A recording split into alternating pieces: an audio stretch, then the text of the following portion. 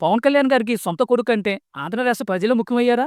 విషయంలోకెళ్తే పవన్ కళ్యాణ్ గారు అన్న లెజినో గారి కుమారుడైన మార్క్ శంకర్‌కి సింగపూర్ స్కూల్‌లో ఫైర్ యాక్సిడెంట్ అయిందంట. పాపం ఆయన ఊపిరితిత్తుల్లోకి పొగ వెళ్లడం, కాళ్ళు చేతులు కాలేసి హాస్పిటల్‌లో ఎళ్లారంట. ఈ విషయం తెలిసినా గాని పవన్ కళ్యాణ్ గారు అతన్ని చూడ్డానికి వెళ్ళలేదు. కారణం 2018 ఆ టైంలోనే అల్లూరు జిల్లా పాడేరు సమీపంలో ఉన్న కుర్డి గ్రామాలు, చుట్టుపక్క గ్రామాల్లో తను స్వయంగా పట్టించుకుంటానని, అక్కడున్న రోడ్లన్నీ తానే పరిష్కరిస్తానని మాట ఇచ్చారంట. ఇచ్చిన మాట ప్రకారం ఆయన ఆ ఊరు వెళ్లడం, ఇక్కడ ఉన్న రోడ్లన్నిటికీ శంకుస్థాపన చేయటం, అంతేకాదు 2 రోజుల పాటు అక్కడే నిద్రించారంట ఆయన. ఈ విషయం ఎళ్ళిన రోజే తెలిసినా, నాకు ముందు ప్రజలే ముఖ్యం, ఇచ్చిన మాట ప్రకారం అక్కడ అభివృద్ధి పనులు చేశాకే మార్క్ శంకర్ దగ్గరకు వెళ్ళబోతున్నారంట పవన్ కళ్యాణ్ గారు.